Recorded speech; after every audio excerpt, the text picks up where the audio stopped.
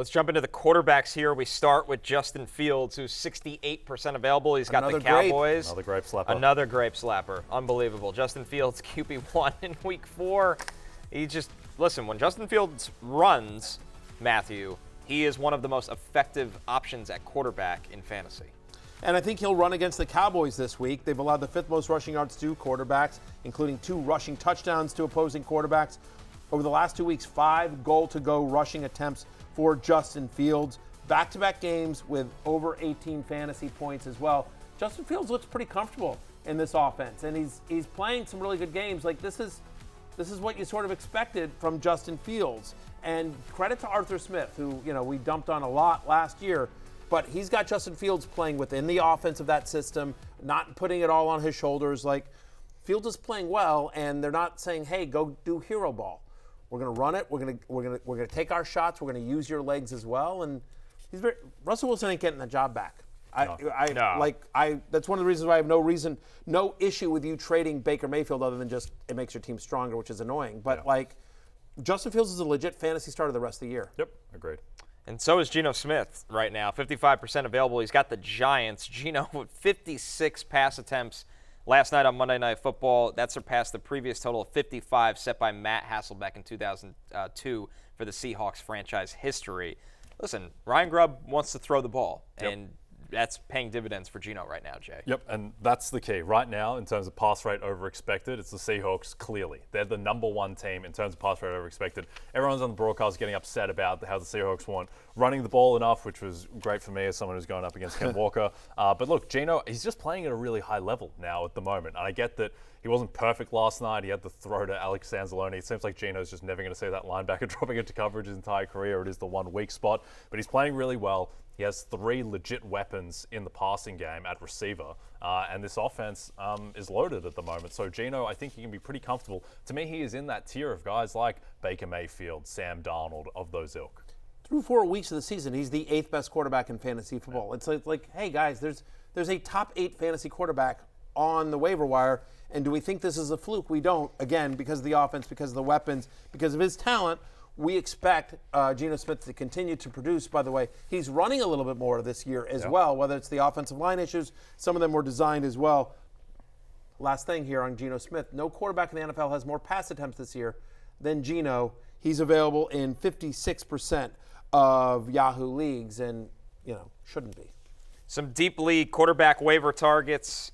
We got Andy Dalton, who's thrown for 2+ touchdowns in both his starts. Deshaun Watson, believe it or not, he's got the Commanders. Yeah, I would say it's a great matchup until my Commanders shut down. Dan Quinn's had enough of people saying that. Yeah, 1,000%. And Joe Flacco, if he gets the start, he's certainly interesting against a Jaguars team that has allowed the most fantasy points to opposing quarterbacks. We're seeing what's going on with Anthony Richardson's hip pointer as well. Dalton, you don't love the matchup at Chicago, but he does have over 20 fantasy points in both starts this season.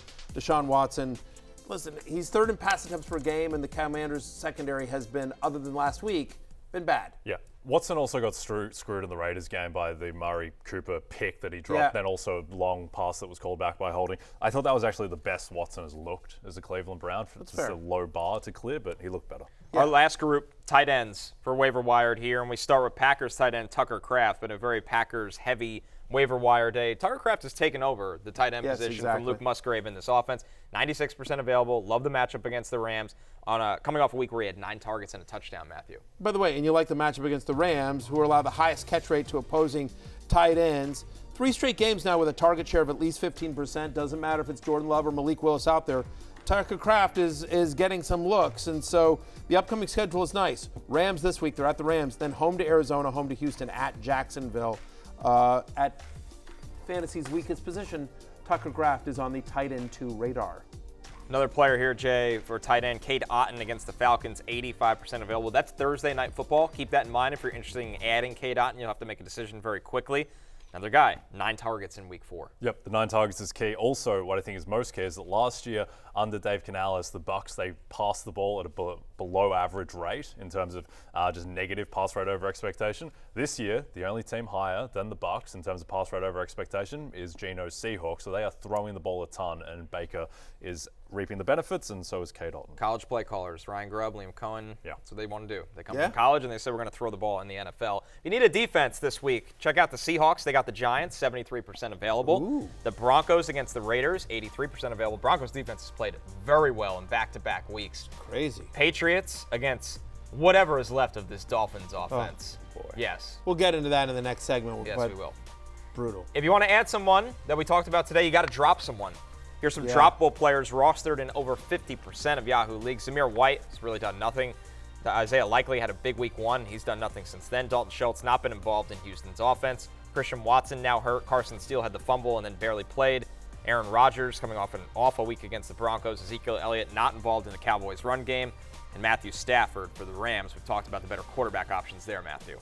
Again, we're not saying you should drop these players. We're saying that if you need to make room for somebody, those are guys that I'm comfortable dropping. I mean, again, like Stafford, Aaron Rodgers, like these are quarterbacks that don't run the ball, right? We think there are better options out there on the waiver wire as well. The tight ends are all kind of a mess. With Christian Watson, again, this is only if you don't have an IR spot. Otherwise, you throw him in there. But it's, and Zeke, I mean, sadly, I'm going to have to keep Zeke on Live at Noon at the Cock because we lost Rashee Rice, and our league is 12 teams, super deep benches. There's nothing on the waiver wire. There's nothing on the waiver wire. That's a tough sign. Yes. Dominate this NFL. Yeah, Pete and Jay are just laughing it up. They are. Yeah. By the record, like, okay, wait, Pete, show my. Can I just have to bitch about one last thing? Well, we'll get into this one second. Bitch about one. Show them the grade that I showed you. Look at this. No, right here. Pull this up. So I put up 166 points. I lose Rashee Rice. I get a 0, right, from Rashee Rice. Josh Allen does nothing, and yet I still put up the second highest score in our league. And Yahoo sends me this Week 4 recap that gives me a C+. What the hell is that? What am I supposed to do? I lost by 0.14 points. If Tyler Lockett doesn't cheat along with the referees and get us a holding call, I win this matchup. I'm the second highest guy in the league. They're tough graders. What the hell? Yeah, you should have started Rashee Rice. That's what Pete said. Screw you guys, Yahoo. You're a 500 team, Matthew. What the hell? I am, but I was good this week. I'm 4th place. This is how, like, I'm 2-2, but I have the highest points in the league. I'm in 4th place. If the playoffs started today, I would still make them, and I would still beat your ass. You know what will help you going forward? A Fantasy Life Plus subscription. You can dominate this NFL season with a Fantasy Life Plus subscription. Get weekly rankings, start-sit advice, DFS analysis, and betting tools. Use promo code SEASON20 for 20% off. Go to fantasylife.com/rotoworld to learn more.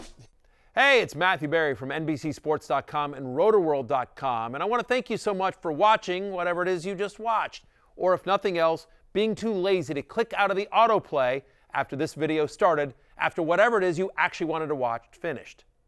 But now that you're here, I'd like to take a moment here to ask you respectfully now, okay? I'm asking you respectfully to subscribe to the NFL on NBC YouTube channel. You'll get the latest Roto-World fantasy news headlines, all sorts of great shows, including my own Fantasy Football Happy Hour. So go subscribe now. Again, I'm asking respectfully.